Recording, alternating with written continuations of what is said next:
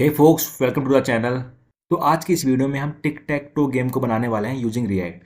तो अगर आपको पता हो तो रिएक्ट ने अपना एक नया वेबसाइट लॉन्च किया है react.dev करके, जिसमें उसने अपने डॉक्यूमेंटेशन को काफ़ी ज़्यादा इंप्रूव किया है। तो उसी में उसने एक टिक टैक टो करके ट्यूटोरियल भी बनाया है, जिसमें उसने टिक टैक टो गेम को एज ए रेफरेंस लेकर के पूरा रिएक्ट को समझाया हुआ है। ठीक है, तो ये पहले भी था बट इस बार थोड़ा और बेटर कर दिया है उन्होंने।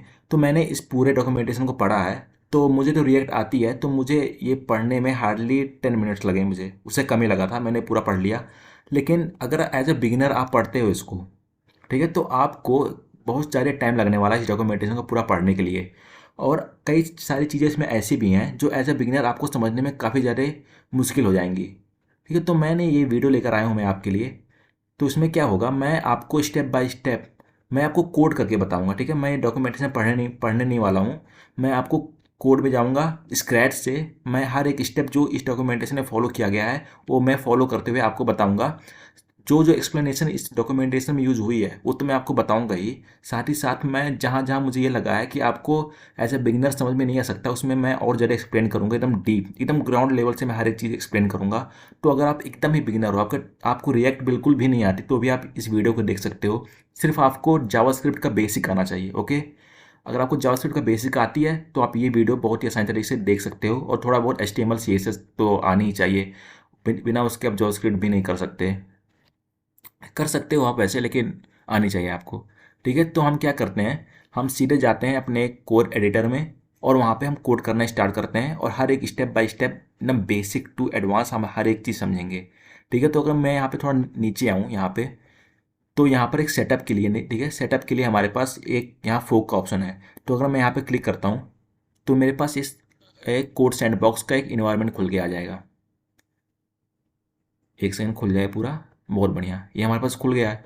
ठीक है, अब हम अपने इस डॉक्यूमेंटेशन में नहीं जाएंगे। ठीक है, ये हो गया हमारा काम। तो मैंने इसको पढ़ के रखा है और मुझे पता है इसमें क्या क्या चीज़ें हैं। मैं आपको हर एक चीज़ें यूज़ करके यहाँ पर बताऊँगा। और अब हम जो भी समझेंगे हम कोड के थ्रू समझेंगे, और स्टेप बाय स्टेप हम हर एक चीज़ देखने वाले हैं। जो जो इस डॉक्यूमेंटेशन ने बताया कि जहाँ जहाँ एरर आ सकता है या जहाँ जहाँ क्या हो सकता है, मैं हर वो चीज़ आपको यहाँ बताऊँगा। साथ ही कुछ एक्स्ट्रा अपनी तरफ से भी ऐड करूँगा, जो कि आपको काफ़ी अच्छा समझ में आएगा, अच्छी तरीके से समझने में। ठीक है, तो अब हम वीडियो को स्टार्ट करते हैं। वैसे वीडियो स्टार्ट ही है, क्या बात कर रहा हूँ मैं। लेकिन सबसे पहले मैं इस कोड सैंडबॉक्स का इन्वायरमेंट आपको समझा दूँ। अगर आपने कोड सैंडबॉक्स में पहली बार आए हो तो इसको मैं बता दूँ कि इसमें है क्या क्या, कहाँ कहाँ क्या क्या चीज़ें हैं। तो सबसे पहले मैं वो बताता हूँ आपको। अभी जो एक कोड लिखा हुआ है यहाँ पे, उस पर आप ध्यान बिल्कुल मत दो, मैं आपको हर एक चीज़ बताने वाला हूँ। ठीक है, तो अभी पहले हम कोड सैंडबॉक्स पे हम ध्यान देते हैं। तो ये कोड सैंडबॉक्स क्या है, ये रिएक्ट का इन्वायरमेंट के लिए। ठीक है, ये रिएक्ट के लिए है। आप इसको जावास्क्रिप्ट के लिए अगर आपको चाहिए होगा तो आप code code sandbox for JavaScript लिख के क्लिक कर दो, तो यहाँ पर जावास्क्रिप्ट के लिए आ जाएगा। वैसे जो इसने यूज़ किया है वो फॉर रिएक्ट के लिए यूज़ किया है। तो फॉर रिएक्ट के यूज़ करने के लिए इसने क्या किया है, ठीक है, फॉर रिएक्ट का मतलब क्या है कि इसने कुछ डिपेंडेंसी ना पहले से हमें डाउनलोड करके दे रखी है। जैसे रिएक्ट दे रखी है, रिएक्ट डॉम दे रखी है और रिएक्ट स्क्रिप्ट्स दे रखी है। ठीक है, तो हमें इसको क्या होगा, हमें इसको इंस्टॉल करने की ज़रूरत नहीं होगी। जैसे हम अपने लोकल इन्वायरमेंट में करते हैं, हम यहाँ से डायरेक्ट यूज़ कर सकते हैं। और अगर हम यहाँ पर फोल्डर स्ट्रक्चर पे आएँ, अगर हम फोल्डर स्ट्रक्चर पे आएँ तो हमारे पास ये index.js है। देखिए, अगर मैं इंडेक्स पे होवर करता हूँ तो यहाँ पे लिखा हुआ एंट्री, मतलब ये एंट्री पॉइंट। जब मैं अपना कोड रन करता हूँ ना, तो ये index.js रन होता है। अभी मैं आपको कोड समझाता हूँ, अभी मैं आपको कोड समझाऊंगा, आप बिल्कुल भी टेंशन मत लो। बट अभी मैं ये देख लेता हूँ। तो यहाँ पर कई सारे फोल्डर्स भी दिए गए हैं, और यहाँ पर जो साइड में है वो है आउटपुट स्क्रीन। जो भी मैं यहाँ पर चेंजेस करूँगा, जो भी मैं कोड करूँगा, वो यहाँ पर इस आउटपुट स्क्रीन में आएगा। ओके, तो आप यहाँ पर क्लिक करके एक नया विंडो में भी ओपन कर सकते हो अगर आप, और यहाँ से आप इसको पूरा कोलैप्स कर सकते हो। लेकिन मैं अभी नए विंडोज़ में ओपन नहीं कर रहा हूँ। अगर आप चाहो, आपको अगर बड़ा चाहिए तो आप नया विंडोज़ में ओपन कर सकते हो, पर मैं साइड से ही मैं काम चला लूँगा अपना भी। और अगर हम नीचे देखो तो नीचे हमारे पास कंसोल है, यहाँ प्रॉब्लम्स है, और यहाँ पर रिएक्ट डेव टूल टूल भी दिया गया है, जहाँ पर एक स्क्वायर अभी तक यहाँ डिफाइन है। इसके बारे में आपको बताऊंगा, अभी चिंता मत करो बिल्कुल भी। तो जो भी हम चेंज करेंगे यहाँ पर आ जाएगा। ठीक है, ये अब हो गया हमारा कोड सैंडबॉक्स, इतना ही है बस। इसको मैं नीचे कर देता हूँ, जो कि बहुत ही मुश्किल होता है नीचे होना, ये बहुत परेशान करता है। 1 सेकेंड, अब एग्जैक्ट पॉइंट पे लाके मुझे करना होगा। चला जा भाई, हाँ आगे मिल गया, हो गया, नीचे हो गया। ठीक है, तो जैसे मैंने बोला कि index.js जो है वो है एंट्री पॉइंट। तो इसमें क्या किया है, जो भी यहाँ पर चीज़ें होंगी, ठीक है, सबसे पहले वही रन होगा। अगर हम रिएक्ट की बात करें ना, तो रिएक्ट एक सिंगल पेज वेबसाइट होती है, वेब ऐप होती है। तो हमारा जो इंडेक्स डॉट जीएस है रन केवल यही होता है। फिर इसके अंदर कई सारे कंपोनेंट्स होते हैं, हर एक कंपोनेंट्स में ऐड होंगे। सपोज जैसे मैंने यहाँ सबसे पहले क्या किया, सबसे पहले इंपोर्ट किया मैंने रिएक्ट को रिएक्ट से, ठीक है, और एक स्ट्रिक्ट मोड भी ऐड हुआ है इसका, आप इस पर ध्यान मत दो आप। उसके बाद फिर इसने रिएक्ट डॉट डॉम को इसने किया इंपोर्ट। फिर एक styles dot C S S यहाँ पर एक बना हुआ है सी एस एस का फाइल, जो कि हमारा जो टिक टैक टू वाला जो डॉक्यूमेंटेशन था उसने पहले से हमें लिख के दिया है। तो हम इसको यूज़ करेंगे, ठीक है। हम यहाँ पर सी एस एस को अपने स्क्रैच से नहीं लिखेंगे, जो उसने हमें सी एस एस दे के रखा है वो हम यूज़ करेंगे। मैं आपको बताने भी वाला हूँ कि जो जो मैं यूज़ करूँगा उसका मतलब क्या है, उसमें कौन कौन सा स्टाइल है वो भी मैं आपको बताऊँगा, तो इसका चिंता मत करो आप। तो उसने इंपोर्ट करके रखा है और ऐप को किया है। ऐप एक कंपोनेंट है, ठीक है, यहाँ पर कंपोनेंट आपको दिख रहा है, ऐप उसने किया है वहाँ पर। और यहाँ पर हम आए तो उसने क्या किया है, एक डॉम को हमारा रेंडर किया आईडी रूट को, ठीक है। रूट क्या है, रूट हमारा, अगर हम पब्लिक फोल्डर में आए तो हमारा HTML है, तो HTML में आईडी रूट है। जो भी हम कोड करेंगे ना, जो भी हम अपना पूरा हमारा जो ऐप बनने वाला है वो इस डिव के अंदर ही बनने वाला है, जिसका आईडी है रूट। और इसी के आईडी को हम रेंडर करके एज अ जावास्क्रिप्ट डॉम का यूज़ करके हम इसको रेंडर कर रहे हैं, और इसके अंदर हम सारा कोड अपना हमारा आएगा। तो इसको मैं सीधे आता हूँ अपने इंडेक्स डॉट जीएस में। उसके बाद फिर हमारा एक ऐप कंपोनेंट को यहाँ पर रेंडर हुआ है, ठीक है। इसको आप एज अ, हाँ, कंपोनेंट ही समझो। तो क्या होगा, अगर ये आएगा तो आपको अगर पता होगा कि फ्रॉम लाइन 1 हमारा कोड रन होता है, तो यहाँ पर आएगा ऐप कंपोनेंट भी जाएगा, तो आएगा। अब ऐप के अंदर जाएगा, ऐप के अंदर देखेगा क्या क्या है। तो अगर ऐप के अंदर कोई और कंपोनेंट है तो उस कंपोनेंट को जाके वो देखेगा। तो इस हिसाब से सबसे पहले हमारा इंडेक्स डॉट जेएस रन होगा, उसके अंदर जो भी कंपोनेंट वो रन होगा। इस हिसाब से एक ट्री की तरह हमारा पूरा ये रिएक्ट काम करता है।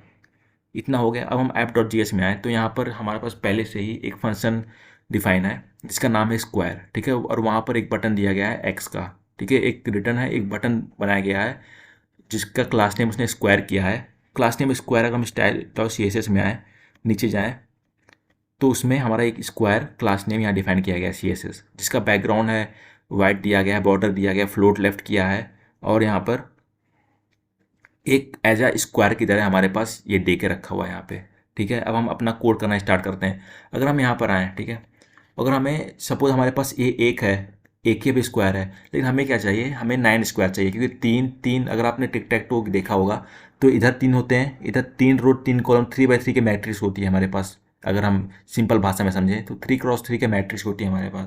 तो हमारे पास सिंगल है, तो सबसे पहले हम काम करते हैं, इसको 3x3 का मैट्रिक्स बनाते हैं। तो मैं यहाँ पर ये ओपन पैरेंथेसिस ओपन करता हूँ और इसको मैं पैरेंथेसिस के अंदर डाल देता हूँ, और मैं ये हटाता हूँ। तो मैं इसको कॉपी करता हूँ, इसको मुझे 9 बार लिखना होगा।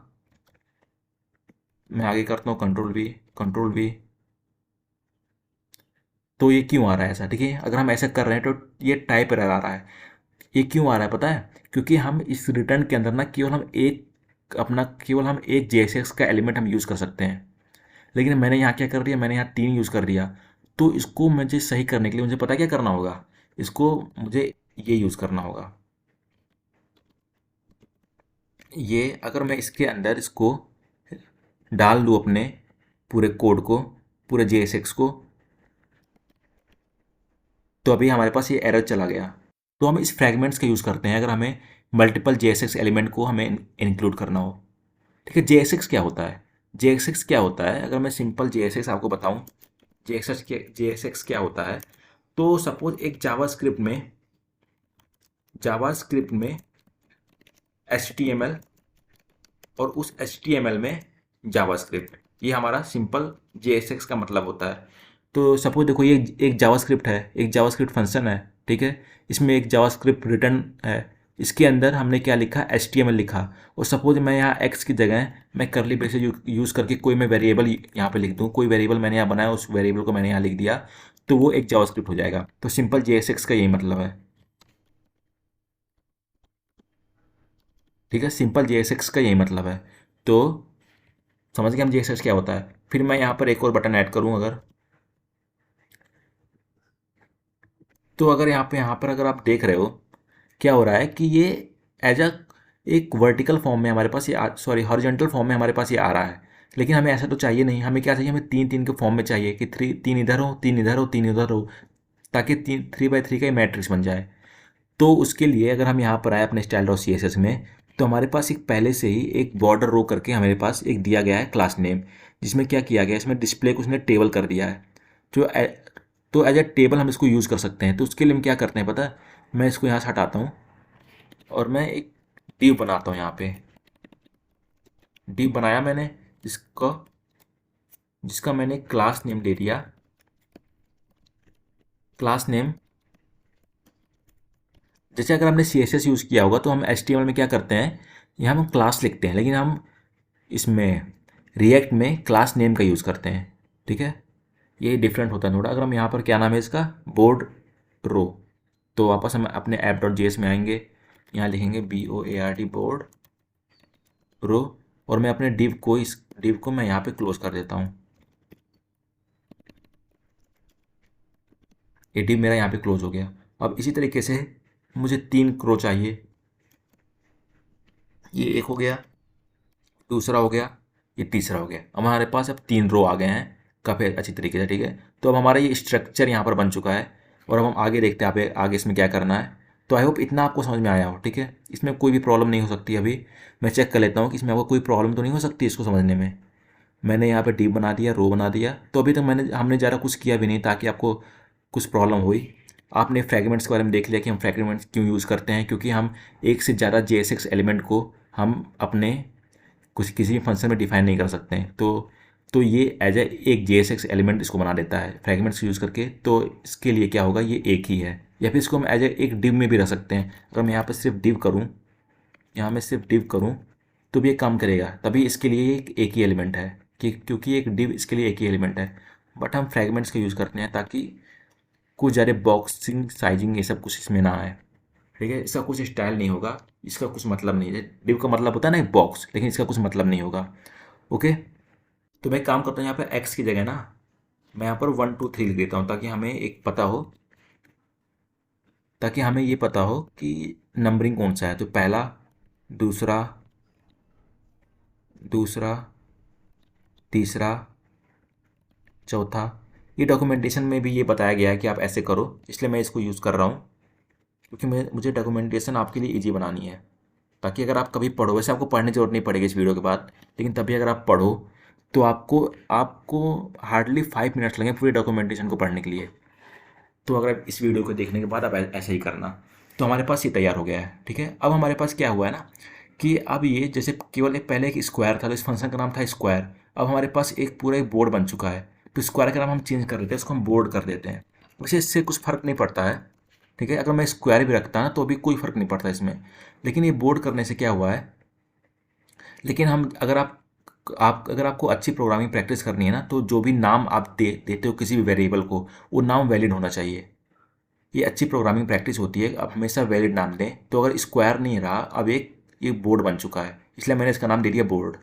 ठीक है, तो अभी आप ये देख रहे हो यहाँ पे कि मैंने कई सारे स्क्वायर्स बनाए, एक स्क्वायर, दो स्क्वायर, से मैंने 9 स्क्वायर्स बनाए हैं। उसके लिए मुझे क्या किया, मैंने कॉपी पेस्ट किया बटन को कई कई बार, मतलब मैंने 9 टाइम्स इसको कॉपी पेस्ट किया। ठीक है, तो जैसे हम क्या कर रहे हैं, हम यहाँ पर नए नए हर बार में हम स्क्वायर ही बना रहे हैं। ठीक है, हर बार स्क्वायर ही बना रहे हैं, तो ऐसा हम क्यों ना करें कि एक हम फंक्शन बना दें जो कि एक एक हम ऐसा फंक्शन बना दें जो कि हम केवल उस फंक्शन को कॉल करने पे ही हमारा ये स्क्वायर हमारे पास आ जाए। ठीक है, काफ़ी सही है, वो काफ़ी सही हो जाएगा हमारे लिए तब ये।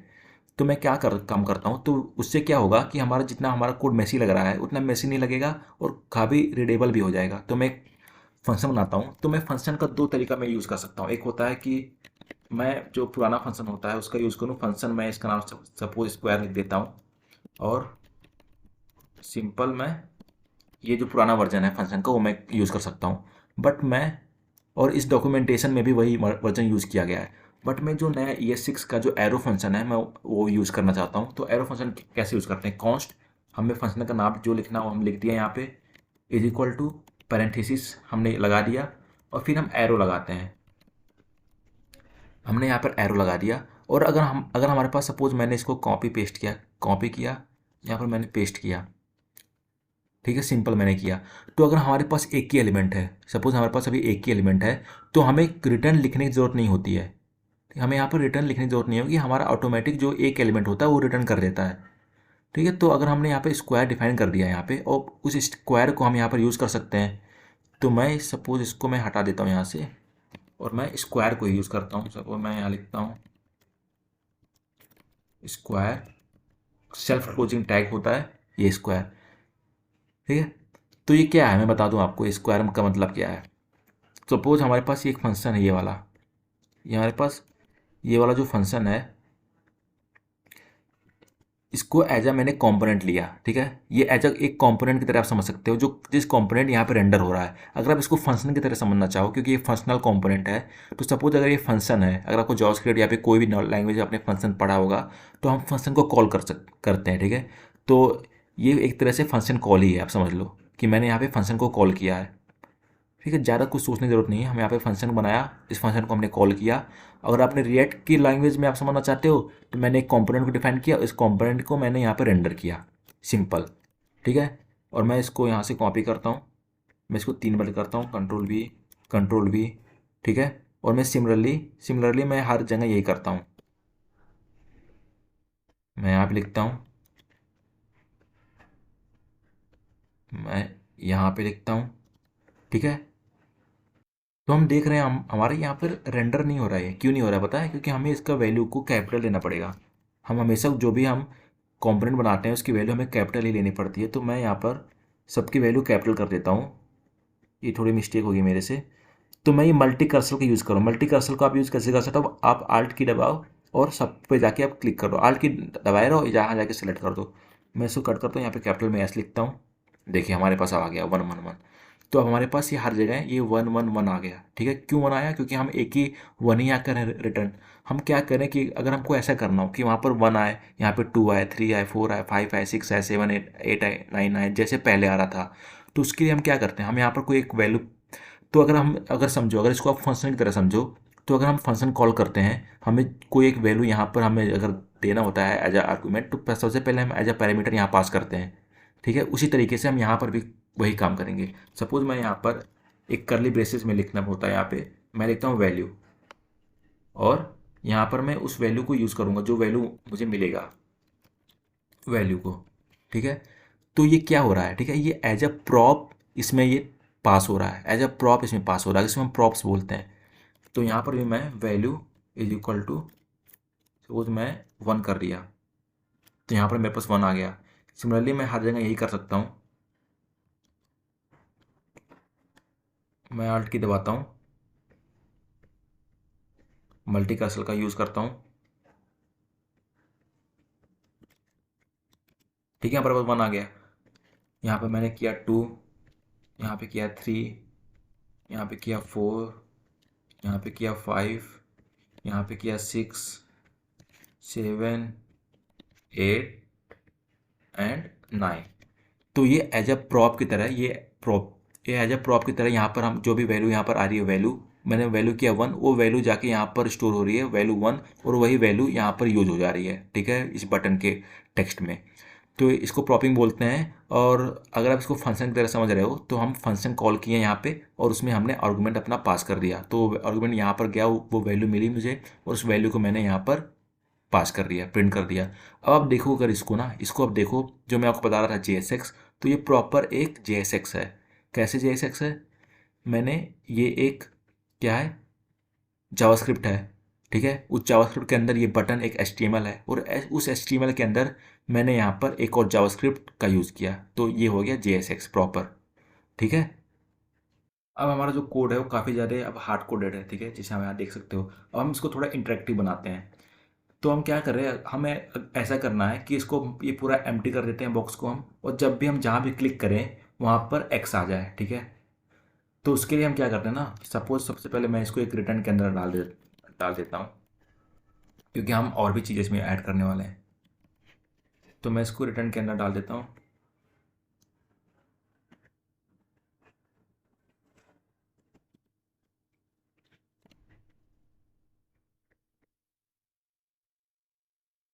और मैं इसको हटा दूँगा।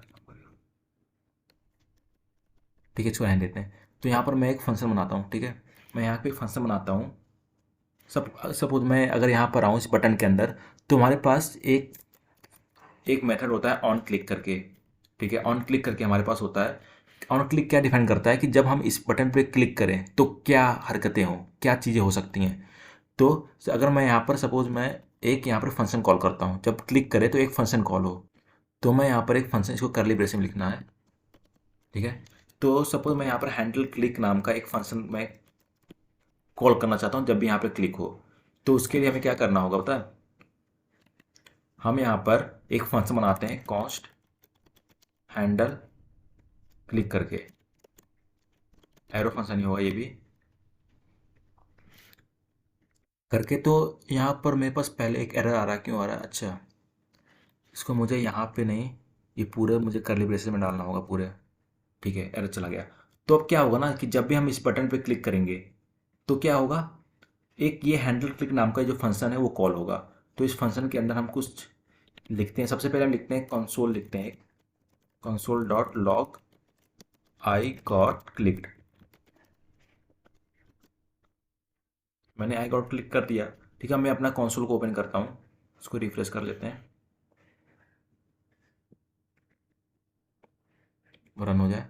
ठीक है, अब क्या होगा, जो हमने कोड किया है उसके हिसाब से क्या होना चाहिए कि जब भी हम किसी बटन को क्लिक करें, किसी भी एक स्क्वायर एलिमेंट को, कंपोनेंट को हम क्लिक करें, तो ये फंक्शन कॉल होगा। उस फंक्शन में क्या हमें यहाँ पे लॉग होना चाहिए आई गॉट क्लिक्ड।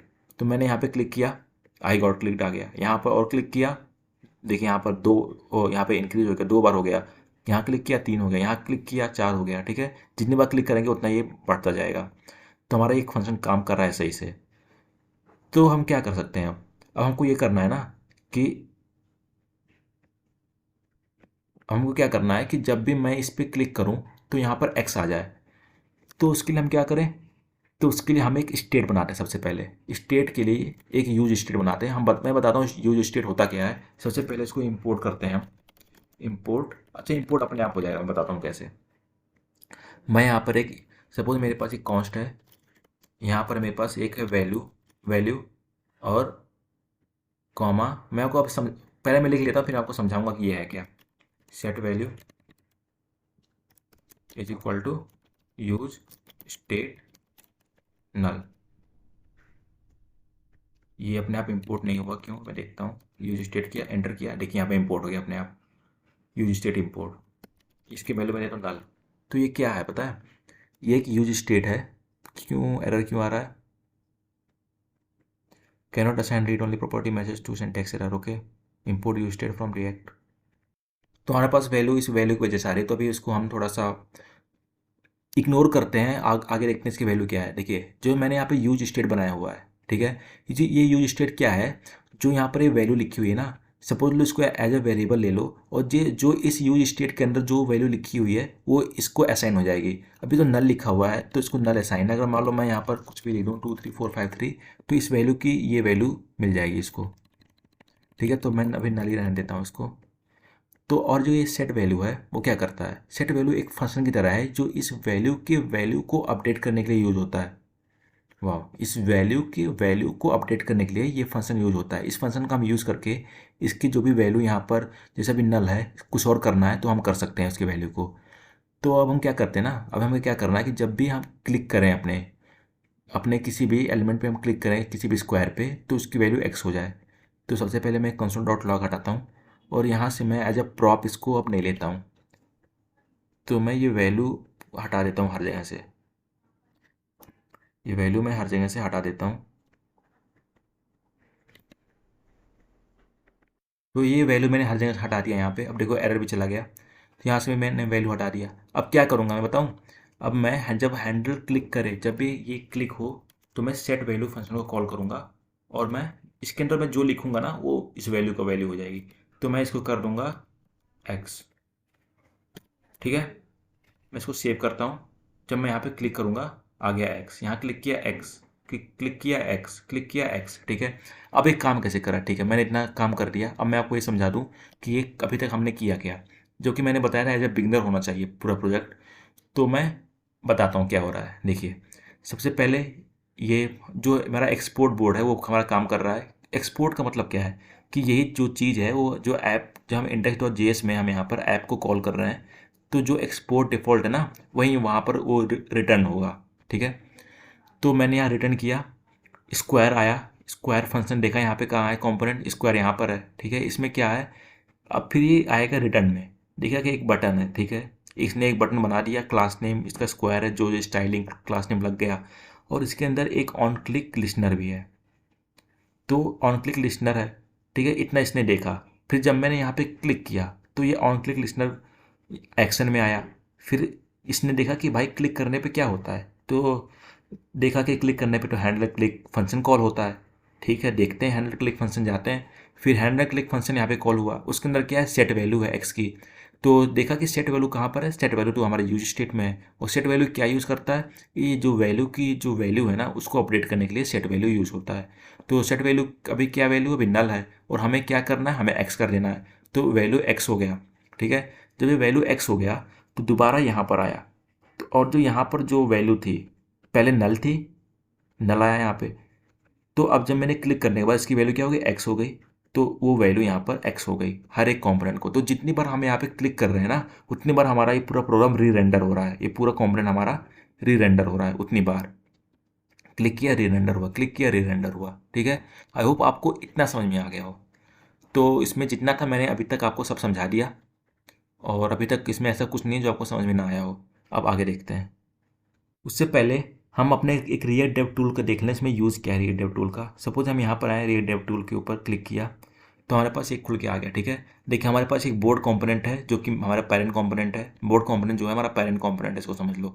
उसके अंदर हमारे पास कई सारे जैसे लिखा गया कि 9 कंपोनेंट्स कॉल किए गए हैं। ठीक है, तो मैं यहाँ पे क्लिक किया, सपोज यहाँ से यूज़ करके ना मैं यहाँ से सेलेक्ट कर सकता हूँ, ये जो है यहाँ पर आके मैं सेलेक्ट कर सकता हूँ।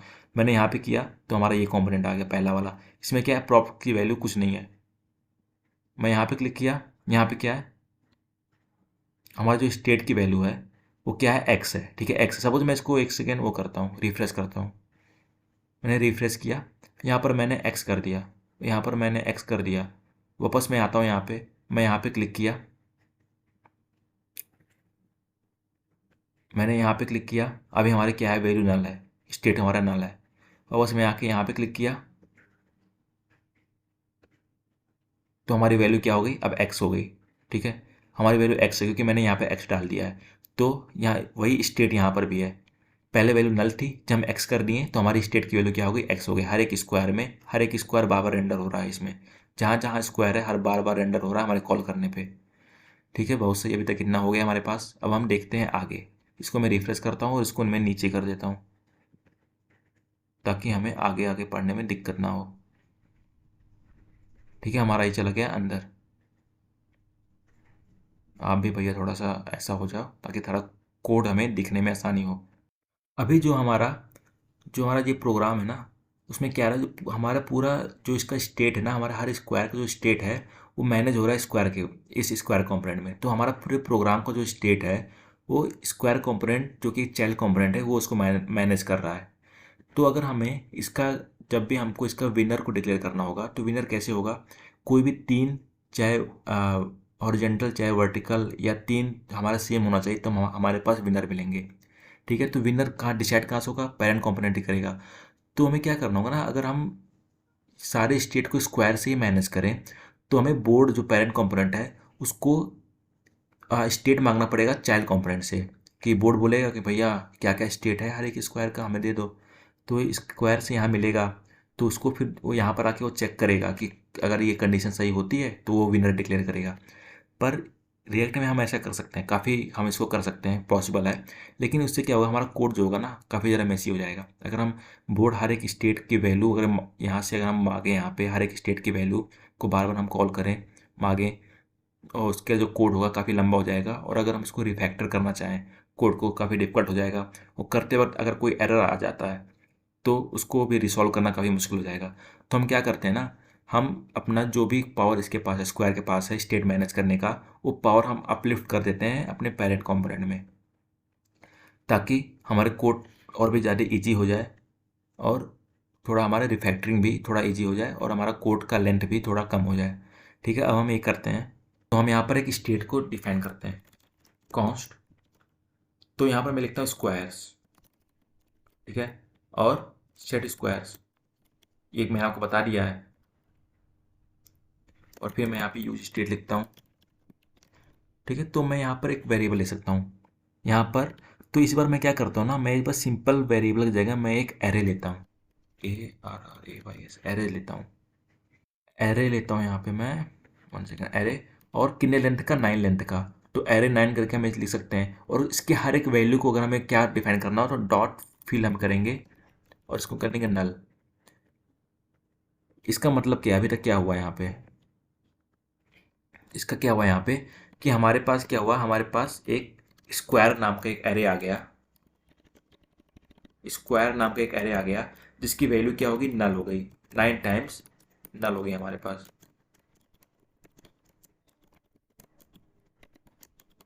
ठीक है। हमारे पास 9 नल हो गई वैल्यू, तो ये हमारे पास एक एरे बन के आ गया जिसकी वैल्यू 9 टाइम्स नल हो गई। इसका ये मतलब है, इसने 9 लेंथ का एक एरे बनाया, उसकी हर एक वैल्यू को इसने नल कर दिया, ठीक है। इसका और कुछ मतलब नहीं, यही मतलब है, ठीक है। तो अब मैं वापस से इस फंक्शन को, जो यहाँ पर ये हैंडल क्लिक है, इसको मैं हटा देता हूँ यहाँ पे ऑन क्लिक का, और ये मैं फंक्शन भी हटा देता हूँ, और ये वैल्यू सेट वैल्यू को भी मैं हटा ही देता हूँ, जो जैसा पहले था वैसे करता हूँ मैं। वापस से मैं यहाँ पर वैल्यू पास करूँगा एज अ प्रॉप की तरह, और अब जो स्क्वायर की जो वैल्यू होगी ना,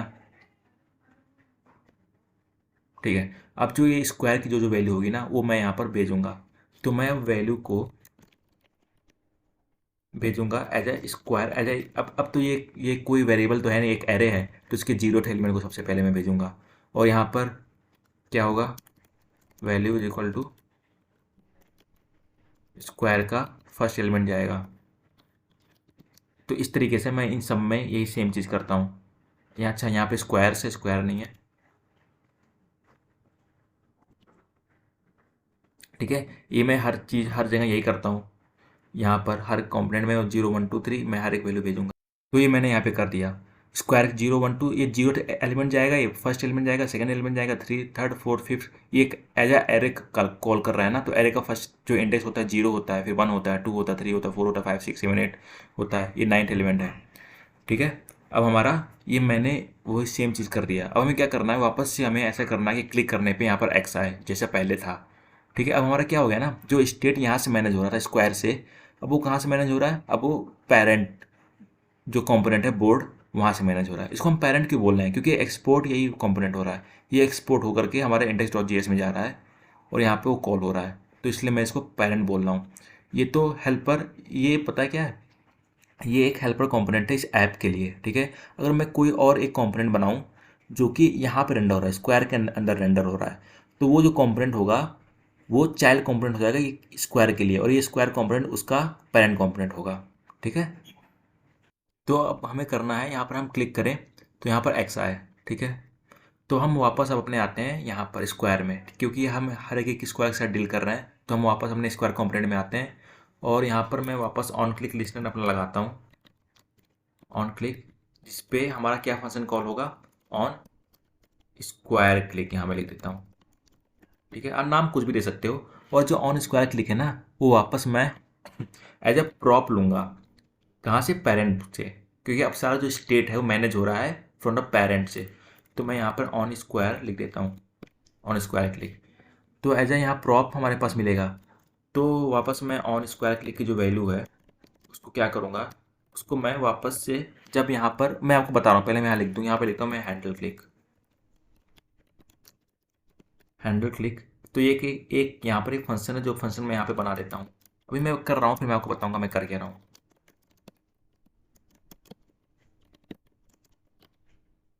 ठीक है, इतना मैंने कर दिया। मैं किया क्या मैंने, देखो यहाँ पर आएगा, ऑन क्लिक लिस्टनर है, ठीक है। जब मैं यहाँ पर क्लिक करूँगा इस पर, एक स्क्वायर पे, जब मैंने क्लिक किया यहाँ पे, तो ये ऑन क्लिक लिस्टनर हमारा एक्शन में आया। तो देखा, जो ऑन क्लिक लिस्टनर है उसने देखा कि हमारे अंदर क्या हो रहा है, हमारे पास क्या हो रहा है, on click, on square click नाम का एक मेथड कॉल हो रहा है। तो देखेगा ये मेथड हमें मिल कहाँ से रहा है, ये मेथड हमारे पास मिल रहा है एज अ प्रॉप आ रहा है हमारे पास यहाँ से, कहाँ से, पेरेंट से। तो जब पेरेंट से ऑन क्लिक में क्या वैल्यू शो होगी, जो ये हैंडल क्लिक नाम का फंक्शन जो रिटर्न करेगा वो वैल्यू यहाँ पर स्टोर होगी और वो वापस यहाँ पर आएगा, इसमें यहाँ पर वैल्यू आएगी, वो यहाँ पर वैल्यू आएगी, ठीक है। और इसके आगे हम कुछ करेंगे यहाँ पर अभी, ठीक है। वो वैल्यू यहाँ पर आएगी, उसके बाद यहाँ पर मैं यहाँ पर लिख दूंगा कुछ, उसको हम देखते हैं अभी। जो भी वैल्यू यहाँ पर हो वो हम देखते हैं क्या होता है। तो अब क्या होगा, अब हम हैंडल क्लिक वाले में आते हैं, काम करते हैं अपना, ठीक है। हम यहाँ पे क्या करें, हमारे पास जो स्क्वायर एरे है ना उसका हम एक कॉपी बनाते हैं यहाँ पे। तो लिखते हैं कॉन्स्ट नेक्स्ट स्क्वायर, लिख देता हूँ मैं यहाँ पे, is equal to square dot slice. अब स्क्वायर डॉट स्लाइस का ये मतलब क्या है, sorry squares dot slice, squares dot slice का मतलब क्या है, हमारे पास जो भी स्क्वायर की वैल्यू होगी ना वो इसमें आ जाएगी। डॉट स्लाइस मेथड होता है। मैं डॉट डॉट स्लाइस आपको यहाँ पे समझाता हूँ। सपोज मैंने यहाँ पर एक अपना इंस्पेक्ट किया, ओपन किया, यहाँ पर मैंने इंस्पेक्ट को ओपन किया, हो गया हमारे पास। मैं यहाँ पे कंसोल में आता हूँ। सपोज हमारे पास, मैं एक यहाँ पर एरे डिफाइन करता हूँ। सपोज मैं लिखता हूँ कॉन्स्ट फ्रूट नाम का, ठीक है। कॉन्स्ट फ्रूट नाम का लिख दिया, मैंने एक एरे बना दिया जहाँ पे मैंने बनाना ऑरेंज लेमन एप्पल मैंगो, ये मैंने 3 दिया, ठीक है। अब मैं एक बनाता हूँ कॉन्स्ट सब फ्रूट, लिख देता हूँ। सपोज मैं सब फ्रूट में लिखता हूँ इक्वल टू, मैं लिखता हूँ फ्रूट्स फ्रूट्स डॉट स्लाइस, और मैं यहाँ पर डाल देता हूँ 1,3। तो ये क्या करेगा, मैं एंटर किया, मैं वापस उन्हें सब फ्रूट को मैं कॉल करता हूँ, तो हमारे पास क्या आ गया, ऑरेंज और लेमन। तो क्या करा ना, हमारा जैसे ये 0 इंडेक्स है, 1 इंडेक्स है, 2 3 4, तो क्या किया इसने, यहाँ पर गया फर्स्ट इंडेक्स में, ठीक है। तो फर्स्ट इंडेक्स में जो है किया रिटर्न, उसके आगे सेकंड इंडेक्स पे किया रिटर्न। जो लास्ट की जो वैल्यू थर्ड इंडेक्स ना, ये थर्ड तक नहीं जाता है। जो लास्ट इंडेक्स दिया गया है उसका एक्सक्लूसिव होता है, मतलब अगर लास्ट में 3 दिया है तो ये 2 तक चलेगा, 4 दिया है तो 3 तक चलेगा। वैसे मैं यहाँ पर देख लेता हूँ, वैसे मैं यहाँ पर कुछ लिख देता हूँ, न्यू फ्रूट नाम का मैं एक और बनाता हूँ, equal to fruits dot slice में करता हूँ 1,4। फिर वापस देखो, मैंने 1,4 यहाँ पे किया तो क्या हुआ, 1 पे क्या है ऑरेंज, और 3 पे देगा, 4 नहीं देगा, 3 तक जाएगा, एप्पल तक जाएगा। तो ऑरेंज लेमन एप्पल इसने रिटर्न कर दिया। सपोज मैं केवल यहाँ पर न्यू फ्रूट में मैं केवल फ्रूट डॉट स्लाइस लिखता हूँ, वापस इंटर करता हूँ। तो क्या करेगा ना, ये जीरो से लेकर के हमारा एंड तक पूरा एलिमेंट हमारा इसमें डाल देगा, ठीक है। तो एक तरीके से क्या हुआ, जो भी ये पूरा फ्रूट का एलिमेंट है वो हमारे न्यू फ्रूट के एक एरे में वो कॉपी हो गया। वही सेम चीज़ हमने यहाँ पर भी की है, हमने हर चीज़ यहाँ पे कॉपी कर दी है।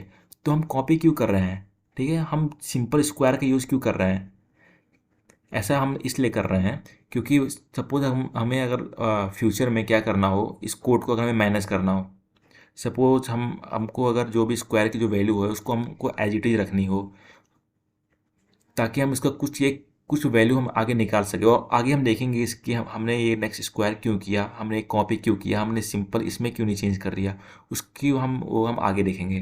तो अभी जो मैं कर रहा हूँ आप वो देखो, ठीक है। सिंपल अभी हमने क्या किया, हमने नेक्स्ट स्क्वायर में एक स्क्वायर की जो जो एरे है उसकी वैल्यू हमने यहाँ पे कॉपी कर दी, ओके। अब मैं क्या करता हूँ, अब मैं जो नेक्स्ट स्क्वायर है ना,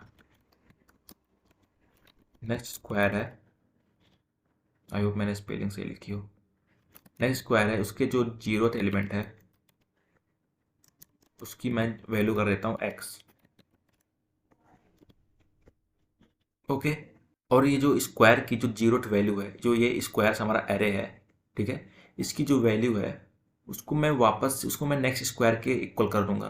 तो इसकी अगर हमें वैल्यू को चेंज करना हो तो क्या करूंगा, मैं सेट स्क्वायर का यूज़ करूंगा, ठीक है, सेट स्क्वायर फंक्शन का यूज़ करूंगा, लिखूंगा सेट स्क्वायर, और इसमें जो वैल्यू होगी वो मैं नेक्स्ट स्क्वायर के बराबर कर दूंगा।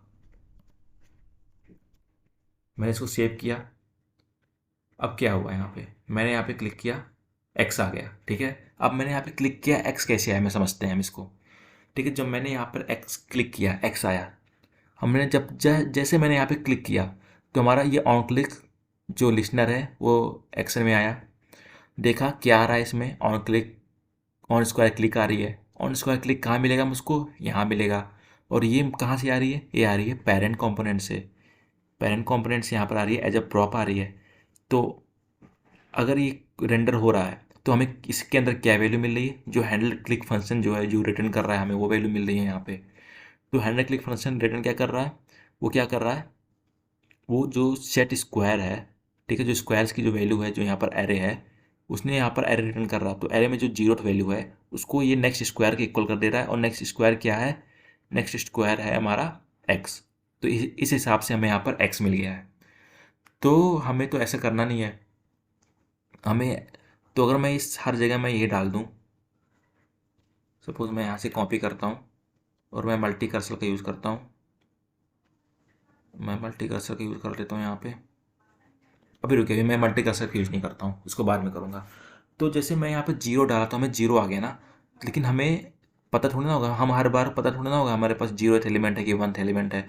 तो यहाँ पर मैं आई करता हूँ पास, और मैं इस फंक्शन से वैल्यू लूँगा। यहाँ पर भी मैं आई को कर देता हूँ पास, ठीक है, और मैं इस फंक्शन से एलिमेंट लूँगा। तो यहाँ पर मैंने लिख दिया जीरो। इससे क्या होगा, जब हैंडल क्लिक फंक्शन हमारे पास आया तो एज अ पैरामीटर हमारे पास ये गया, तो यहाँ पर ये एज अ जीरो आया, और ये जीरो यहाँ पर यूज़ हुआ तो जीरो पे हमारा एक्स आ गया। सिमिलरली हम हर जगह यही करेंगे। यहाँ से मैं कंट्रोल एक्स करता हूँ, सॉरी कंट्रोल वी करता हूँ।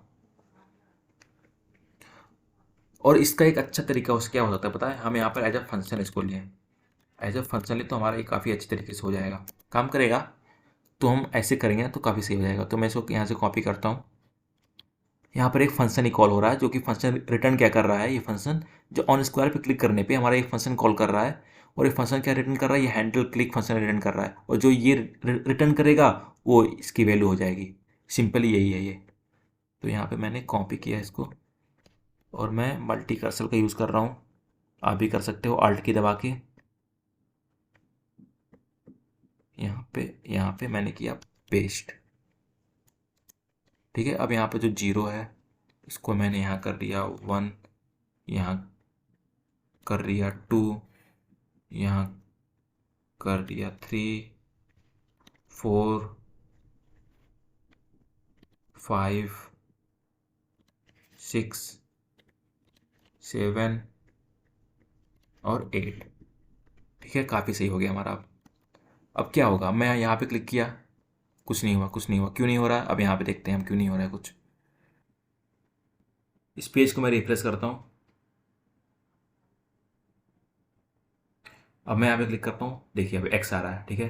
अब हमारा ये पहले जैसा हो गया जैसे हमने पहले बनाया हुआ था ना, जो हार्ड कोडेड था, जब स्टेट ये हमारा स्क्वायर कंपोनेंट मैनेज कर रहा था। अब क्या कर रहा है, अब हमारा सेम काम कर रहा है, बट इस बार क्या है, हमारा जो भी पूरा स्टेट है ये हमारा एक पेरेंट कंपोनेंट जो है बोर्ड वो मैनेज कर रहा है, ठीक है। अब इतना हमारा हमको समझ में आ गया। अब मैं आपको हर चीज़ बता भी चुका हूँ ये कैसे काम कर रहा है, हर एक फ्लो ऑफ प्रोग्राम भी बता चुका हूँ। अब हम आगे देखते हैं आगे क्या क्या करते हैं। अब हमारे पास केवल एक्स ही आ रहा है, ठीक है। अब हमको, लेकिन हमको दो चाहिए ना, एक्स और जीरो। तो उसके लिए हमें क्या करना होगा ना, इसके लिए मैं एक और स्टेट बनाता हूँ, कॉन्स्ट। अभी जो मैं कर रहा हूँ ना आप वो देखो, अभी जो मैं कर रहा हूँ आप वो देखो, मैं क्यों कर रहा हूँ, मैं आपको हर एक चीज़ और कैसे कर रहा हूँ मैं आपको हर एक चीज़ बताने वाला हूँ। तो यहाँ पर मैं लिखता हूँ सेट एक्स इज नेक्स्ट। अभी तो आपको पता चल गया होगा कि मैं हर एक चीज़ समझाता हूँ, फ्लो भी पूरा समझाता हूँ कैसे फ्लो कर रहा है। और यहाँ पर मैं वैल्यू देता हूँ ट्रू, ओके। तो यहाँ पर मैं इसकी जगह पर इसको मैं यहाँ से हटाता हूँ, यहाँ से मैंने इसको हटा दिया।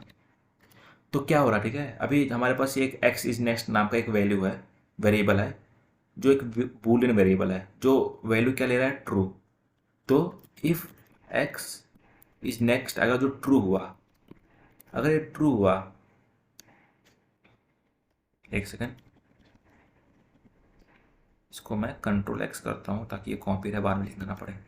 तो अगर इफ एक्स इज नेक्स्ट अगर ट्रू हुआ तो हम क्या करेंगे, हम अपने इस नेक्स्ट इसकी वैल्यू जो होगी, नेक्स्ट स्क्वायर की जो वैल्यू होगी आई पे, वो हम एक्स कर देंगे। एल्स क्या करेंगे हम, एल्स हम क्या करेंगे, इसकी वैल्यू को हम जीरो कर देंगे। और लास्ट में क्या करेंगे हम इस एक्स की जो भी वैल्यू होगी सेट एक्स इज नेक्स्ट, इसकी जो जो भी वैल्यू होगी हम उल्टा कर देंगे इसका। देखिए अब मैंने किया क्या, मैं आपको समझाता हूँ, अभी आपको समझ में नहीं आया होगा मुझे पता है। सपोज मैंने यहाँ पे क्लिक किया, एक्स है, ठीक है।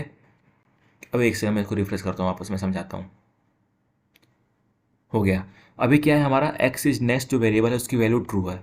यहाँ पर आया, इसने देखा इफ़ कंडीशन में क्या इसकी वैल्यू ट्रू है, हाँ है ट्रू। तो जब भी मैं यहाँ पे क्लिक करूँगा तो यहाँ पर एक्स आ जाएगा। अब ये बाहर आया, ये आया यहाँ पर। अब इसकी जो भी वैल्यू थी पहले, अगर ट्रू थी तो फॉल्स कर देगा क्योंकि मैंने नॉट लगा दिया है, और फॉल्स थी तो ये ट्रू कर देगा। तो क्या थी, अभी ट्रू थी, तो ट्रू थी तो वैल्यू क्या कर दिया, फॉल्स कर दिया। समझ रहे हो ना, फॉल्स कर दिया वैल्यू। और वापस जब मैंने यहाँ पे क्लिक किया, वापस ये फंक्शन आया, फिर क्या हुआ यहाँ पर, अब क्या हुआ, अब आएगा एक्स की वैल्यू अब तो फॉल्स हो गई है, तो अब क्या आएगा, अब नेक्स्ट स्क्वायर आई की वैल्यू जीरो हो जाएगी। तो मैं यहाँ पे क्लिक करूँगा तो अब आ गई जीरो। वापस यहाँ पर आया, अब क्या हुआ, फॉल्स का अब कर दिया इसने ट्रू। फिर अब अगर ट्रू हुआ, वापस यहाँ आया, ट्रू की वैल्यू क्या हो गई, एक्स हो गई, तो एक्स हो जाएगा यहाँ पे, फिर जीरो, फिर एक्स, यही सेम चीज़ काम कर रहा है। बट इसमें प्रॉब्लम क्या है, इसमें प्रॉब्लम ये है ना कि अगर हम यहाँ पर दोबारा एक्स के ऊपर क्लिक किए तो ये जीरो हो गया, एक्स किए zero, X zero, X zero, X zero, हर जगह हम ये कर सकते हैं, हो रहा है। तो इसकी वैल्यू क्या है, इसकी वैल्यू ओवर रिटर्न हो जा रही है। तो इसको हमें चेंज करना है। अब हमें ऐसा करना है कि अगर हम इस पर क्लिक करें दोबारा इसकी वैल्यू चेंज ना हो पाए, तो हम ये कैसे कर सकते हैं ये देखते हैं। तो इसका एक लॉजिक क्या बनता है कि अगर इसकी वैल्यू पहले से ही कुछ है, अगर इसकी वैल्यू पहले से कुछ है, तो हम इस फंक्शन को हम आगे इसको कॉल ही ना करें, ये फंक्शन आगे कॉल ही ना हो। समझ रहे हो ना, ये फंक्शन आगे कॉल ही ना हो। थोड़ा दूर दूर कर देता हूँ।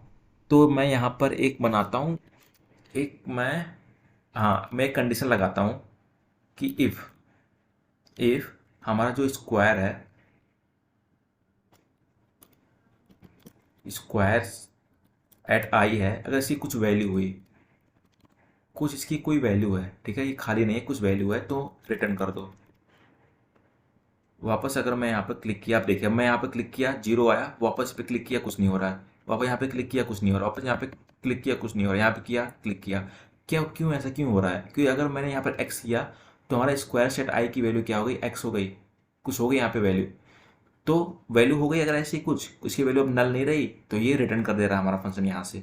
ओके, अब समय आ गया है हमें विनर को डिक्लेयर करने का, ठीक है।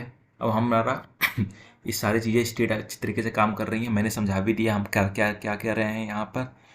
और अब हमारा समय आ गया विनर को डिक्लेयर करने का। तो मैं एक फंक्शन बनाता हूँ, ठीक है, हेल्पिंग फंक्शन बनाता हूँ, कॉन्स्ट, जिसका मोटो क्या होगा, वो विनर को कैलकुलेट करेगा, कैलकुलेट विनर। एक सिंपल फंक्शन है, कोई कंपोनेंट की तरह मैं इसको यूज नहीं करूँगा। ये हमारा ये हो गया, ठीक है। अब हम इसमें क्या करते हैं ना, एक चीज़ हम देखते हैं। यहाँ पर मैं एक एरे बनाता हूँ, ठीक है, कॉन्स्ट लाइन्स नाम का मैं एक एरे बनाता हूँ जो एक ये 2D एरे होगा। अभी मैं यहाँ करता हूँ। अब मैं डिसाइड करते हैं हम यहाँ पे कि विन कैसे कैसे हो सकता है, ठीक है, उस वो मैं पॉसिबिलिटी इसमें डालूंगा, ठीक है, वो पॉसिबिलिटी मैं यहाँ पे डालूंगा 5 6 7, क्योंकि 8 पॉसिबिलिटी है कि हम जीत सकते हैं।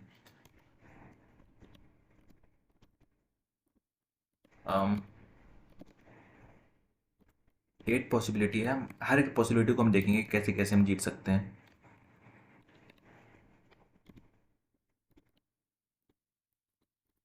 कितना हो गया, 1 2 3 4, ऐसे 8 है, मैं इसको भी कॉपी करके पेस्ट करता हूँ।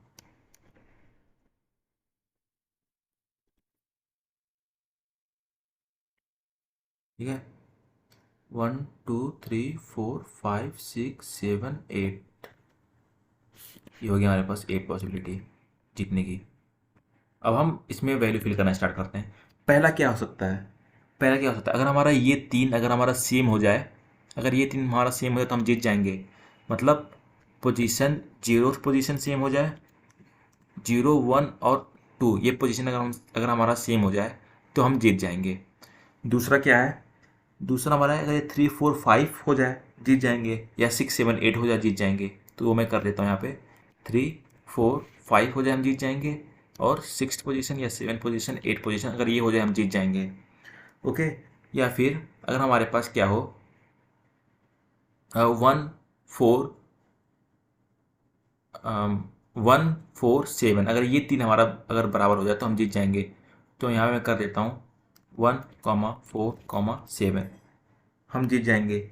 या फिर ये 2 5 8, 2 5 8 ये हो जाए, हम जीत जाएंगे। या फिर क्या हो सकता है 0, क्या हो सकता है अगर हमारे ये डायगोनल में 0 4 और 8, 0 4 8 ये हो जाए, हम जीत जाएंगे। ओके। या फिर 2 4 और 6, यहाँ पे अगर हमारा 2 4 6, 2 4 6 ये हो जाए, हम जीत जाएंगे। और अभी भी एक बच रहा है, एक मैंने क्या छोड़ दिया, सारा ले लिया ना, अच्छा मैंने ये छोड़ दिया ये वाला। तो 0 3 और 6, 0 3 0 3 6, अगर ये हमारा हो जाए तो भी हम जीत जाएंगे। ठीक है। तो ये हमारा एक बन गया है पॉसिबिलिटी एरे कि अगर इतना हो जाए तो हम जीत जाएंगे। तो हम एक लूप चलाते हैं, for int i equal to 0, i less than lines dot length, जो इसकी लेंथ होगी i प्लस प्लस। ठीक है। तो हम ये आएगी, एक पहले आई यहाँ पर आएगा चेक करेगा, फिर आई यहाँ पर आएगा इसको चेक करेगा, इस हिसाब से ये लूप चलेगी। तो अगर जो हमारा क्यों ए आ रही, अगर जो हमारा स्क्वायर है, ठीक है, ए, मैं यहाँ पर ए वैल्यू देता हूँ, स्क्वायर ए है वो एम्प्टी नहीं है, एंड जो हमारा स्क्वायर्स ए है इज इक्वल टू ए, पता क्या है, ए, ये एलिमेंट को मैं ए से कर रहा हूँ डिनोट, इस एलिमेंट को मैं बी से कर रहा हूँ, और इसको सी से कर रहा हूँ, और इस पूरे को मैं आई से कर रहा हूँ। ठीक है। समझ गए होगे भाई। जब एक बार आया ना जो आई इक्वल टू 0 है, मतलब ये हमारा रेंडर हो रहा है, और ये ए बी सी इसके ये एलिमेंट है। ठीक है। आई होप आप समझ गए हो। जो आई इक्वल टू 0 तो ये हो रहा है, आई इक्वल टू 1 है तो ये हो रहा है, फिर उसके ए बी सी ये एलिमेंट है, इस हिसाब से ये हमारा लूप चल रहा है। तो अब अगर हमारा स्क्वायर्स ए बी के इक्वल है, एंड जो हमारा स्क्वायर्स है ए वो सी के इक्वल है।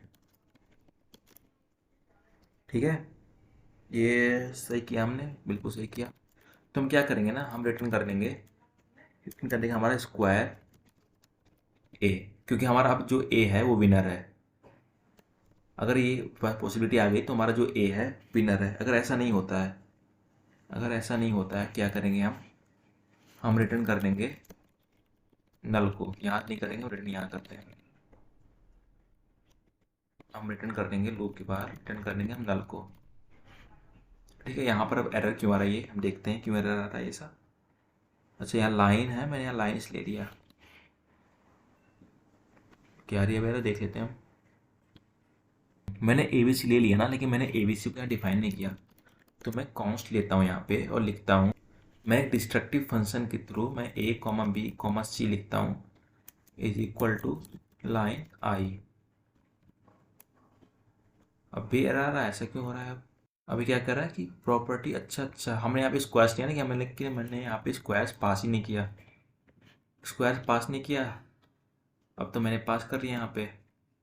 अब क्या एरर आ रहा है, आप ऐसे एरर देखते देखते समझ जाओ क्या एरर आ रहा है। यहाँ पर सब आपका दिख के आ रहा है, आई प्लस प्लस यहाँ लिखा हुआ है, तो कॉन्स्ट ए कॉमा बी कॉमा सी।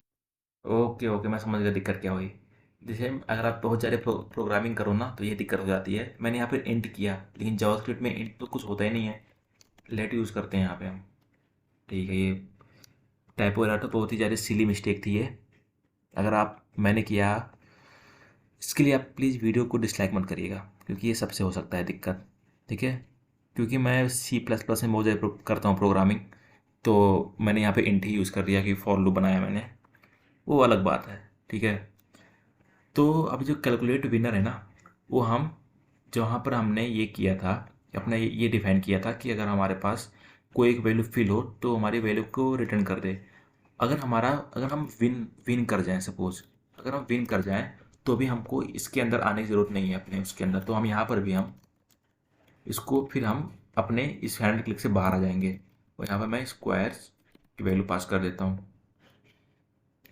तो अगर सपोज मैंने यहाँ एक्स किया, यहाँ पर कुछ किया, यहाँ पे सॉरी, फिर मैंने यहाँ पे जीरो किया, यहाँ पर एक्स कर दिया, मैंने यहाँ पर अब जीरो किया और यहाँ पर मैंने एक्स कर दिया। ठीक है, अब ये 3 मैच हो गए, अब विन कर दिया। अब हमारा जब हम क्लिक कर रहे हैं कहीं पर कुछ काम नहीं कर रहा है, कहीं पर अब कुछ भी काम नहीं कर रहा है हमारे पास। ये क्यों नहीं काम कर रहा है? क्योंकि अब हम विन कर चुके हैं, तो हमारा कैलकुलेट विनर ये ट्रू हो गया है, कैलकुलेट विनर हमारा ट्रू हो गया। तो हमारे फंक्शन से रिटर्न हो जा रहा है, तो कुछ यहाँ पर काम नहीं कर रहा है। तो ये भी हमारा अब हो गया। अब हमको यहाँ पर दिखाना कि किसकी टर्न है और क्या क्या चीज़ें हैं, हम आगे अब ये देखते हैं। तो इन शॉर्ट हमें करना क्या है कि जिसका टर्न है हमें ऊपर वो शो करना है, और जो हम करना है बनाना है हमें वो करना है यहाँ पे। तो इसके लिए हम पता क्या करें, हम यहाँ पर एक फंक्शन बना देते हैं इसके जस्ट नीचे ही, जो कि इस सब टास्क को करेगा। मैं बोल क्या रहा हूँ मैं आपको करके दिखाता हूँ। फंक्शन नहीं बनाता मैं, सिंपल में करता हूँ। लिखता हूँ मैं कॉन्स्ट विनर, एक नाम का वेरिएबल बनाता हूँ, जिसको मैं वापस से मैं अपना कैलकुलेट विनर को मैं कॉल करूँगा, फंक्शन जो बनाया था मैंने।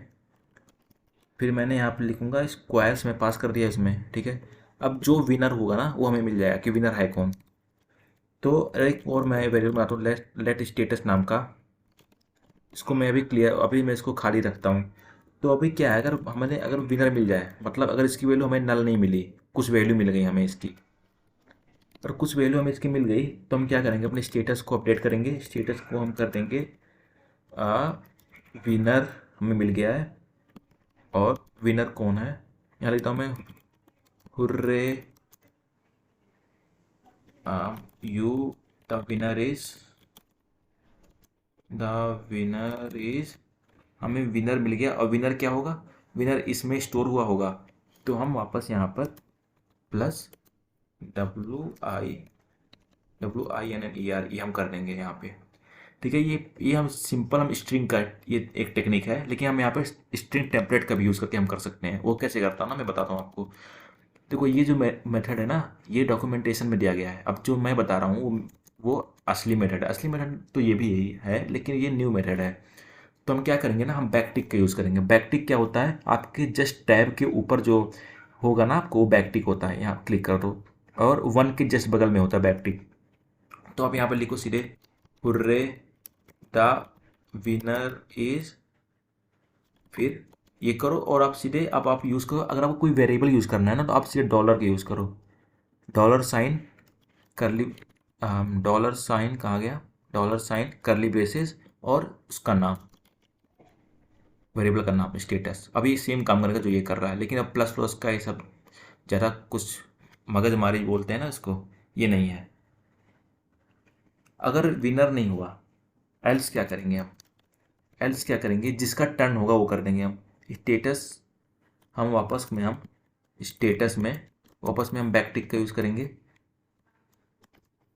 नेक्स्ट प्लेयर जो होगा, ठीक है, नेक्स्ट प्लेयर जो होगा, अगर, तो वापस से हम यहाँ पे डॉलर का यूज़ नहीं करते हैं। चलो मैं सिंपल, एक मैंने डॉलर का यूज़ किया, एक में बिना डॉलर का यूज़ किए दिखा देता हूँ कि दोनों एक साथ भी चल सकते हैं। तो मैं लिखता हूँ नेक्स्ट प्लेयर, फिर मैं यहाँ पर लगाता हूँ प्लस का साइन, और मैं यहाँ पर अगर एक्स, अगर देखेंगे कि किसकी वैल्यू है, अगर एक्स इज नेक्स्ट अगर ट्रू हुआ, जैसे हमने पहले देखा हुआ था, ट्रू हुआ तो क्या करते हैं हम, हम टर्नरी ऑपरेटर का यूज़ करते हैं। ठीक है, टर्नरी ऑपरेटर का मैंने यूज़ किया कि अगर ये ट्रू होता है ना, तो जो क्वेश्चन मार्क के बाद में जो लिखते हैं वो होता है रेंडर, अगर फॉल्स होता है तो इसके बाद जो लिखते हैं वो होता है। तो अगर ट्रू हुआ तो एक्स आएगा हमारे पास, तो विनर इज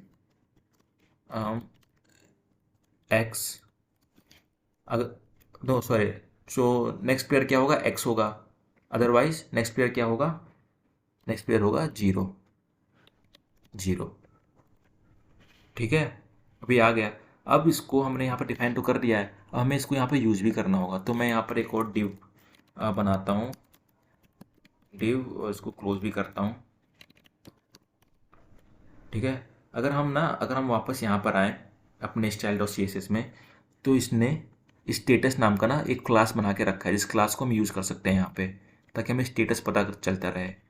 तो मैं यहाँ पे क्लास नेम लिखता हूँ क्लास नेम स्टेटस, ठीक है, और इसके अंदर जो स्टेटस की जो वैल्यू होगी वो आएगी, करली ब्रेसेस में स्टेटस की वैल्यू जो आएगी वो आएगी। मैं कंट्रोल एस किया मैंने, वापस इसको रिफ्रेश करता हूँ।